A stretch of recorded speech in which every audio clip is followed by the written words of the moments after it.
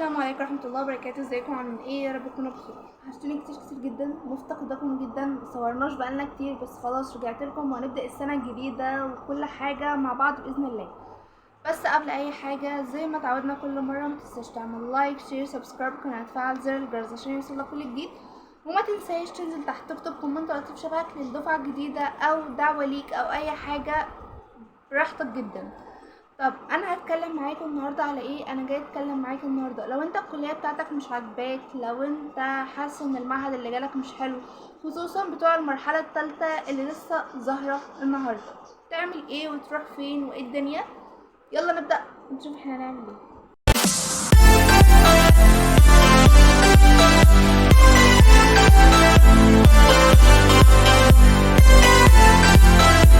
طبعا المرحلة الثالثة ظهرت النهاردة، وزي ما توقعنا وزي ما قلنا كل حاجة، كل الناس اللي كانت عاملة قدرات وجايبة 50% أو 51% أو 52% دول دخلوا تربية رياضية.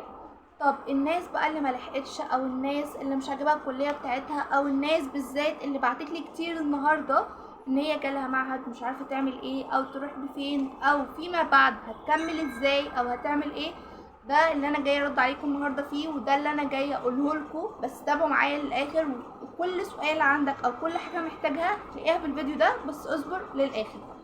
نيجي لاول سؤال. انا جاي لي معهد فلان الفلاني والمعهد مش حلو، او المعهد مش عارف مستقبله ايه، او المعهد مش كويس، او انا هيبقى كده اسمي خريج من معهد. طب ما انا كنت ممكن ادخل بعد تالتة اعدادي اي حاجه وادخل معهد برضو، مكانش بقى تعبت في ثانوي وكل ده. اول حاجه لازم تكون عارفها ان المعهد اللي جالك، شوفوا معهد ايه، معهد عالي ولا مش معهد عالي. لو معهد عالي فانت زيك زي صاحب الكليه بالظبط، لان انت 4 سنين زيك زيه بالظبط. طب لو معهد مش عالي، هتصبر، هتحاول ان انت تحول. طب هحاول ان انا احول ازاي والقدرات ما اتفتحتش؟ طب لو القدرات اتفتحت، اخد قدرات علشان احول من المعهد لكلية، تقدر جدا، وده اللي هيتفتح الفترة الجاية. وفي كليات كتيرة جدا فيها عجز، في كليات كتيرة جدا هتقلل، وممكن تدفع لكليات حوالي ممكن 5000 10000، بس اسمك هتبقى في كلية حكومي. يعني الناس اللي دخلت مثلا معهد تمريض ولنفترض وعايز تطلع كلية تمريض، هتدفع في حدود 5000 أو 10000 حكومي، وهتطلع كلية حكومي عادي خالص، بدل مثلا ما تدخل سنة تانية ومجابتش تقدير مش تطلع كلية وكل الحوار ده. هتدخل من سنة أولى على طول، وكده خلاص الفلوس اللي اتدفعت اعتبر ان انت دفعتها مثلا في خاص، تبقى سنة واحدة وعادي وخلصت. طب نيجي للبوينت ان انا عايز احول.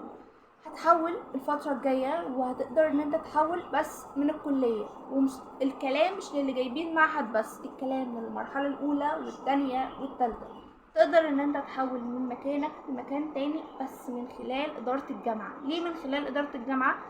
لان العميد هو اللي يقدر ان هو يدخلك او ما يدخلكاش. دلوقتي التنسيق ودى كل واحد في مكانه، وعلى حسب الكثافة اللي الجامعة قدمتها حصل التنسيق واتحط خلاص ان الفئة دي هتدخل الكلية لان التنسيق الفلاني كذا.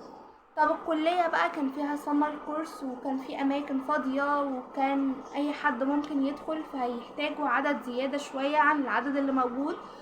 وقتها هيقولك التنسيق بتاع الكلية ذات نفسها هيقل من كذا لكذا. طب انا اعمل ايه واعرف ازاي يا سلمى ان التنسيق بتاع الجامعة ده قل علشان اقدر ان انا احول؟ هتشوف صاحبك اللي في الكلية دي او صاحبتك اللي في الكلية دي، ودول اللي هيقولوا لك. لو صاحبك بقى، مش صاحبك اللي هو مش عايزك تكون معاه اصلا، لو هو فعلا صاحبك هيقولك الجامعة فيها اماكن فاضية، وهم يدخلوا يقول لهم يا جماعة صحابكم اللي كانوا عايزين يجوا هنا وما قدروش يجوا، يقدروا يحولوا من ادارة الجامعة بكرة ويقدروا يدخلوا.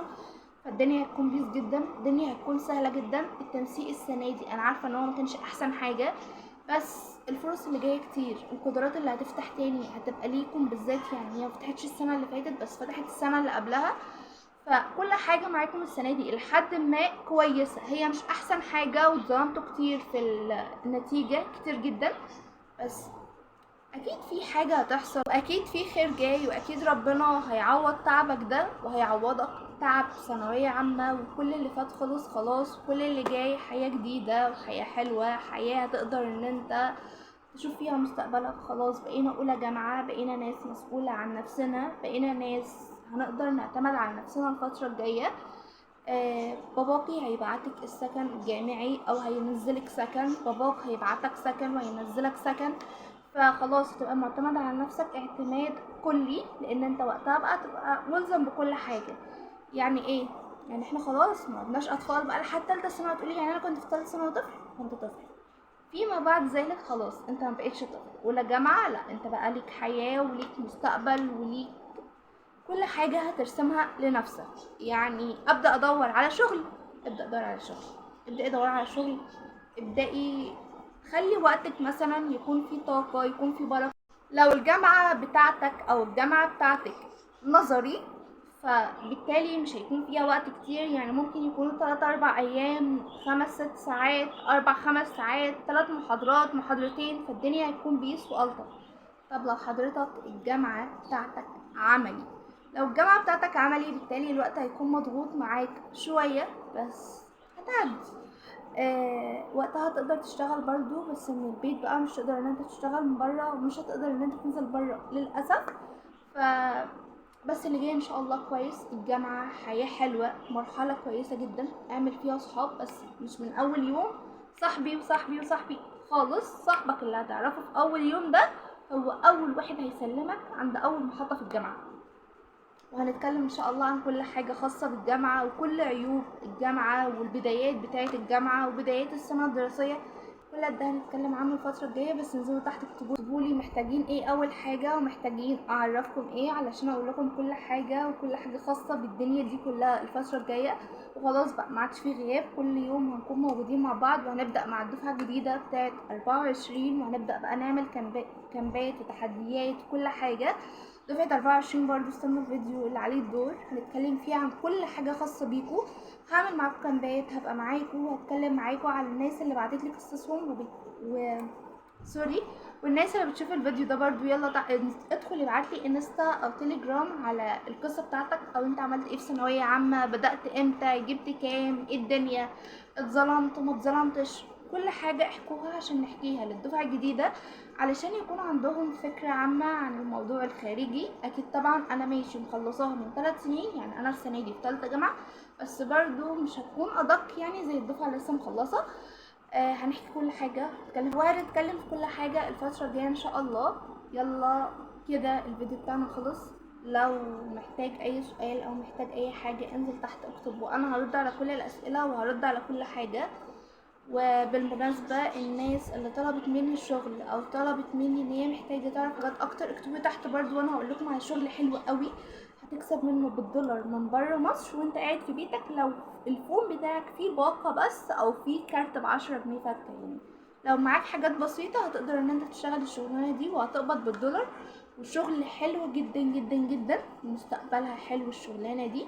لو محتاجين اي حاجة عنها بقى ومحتاجين اي تفاصيل، محتاجين تعرفوا اي حاجة، انزلوا تحت اكتبوا تحت في الكومنتات وانا هرد على كل الناس. وان شاء الله نتقابل فيديوهات كتير. اقول قولي هذا واستغفر الله لي ولكم، والسلام عليكم ورحمة الله وبركاته.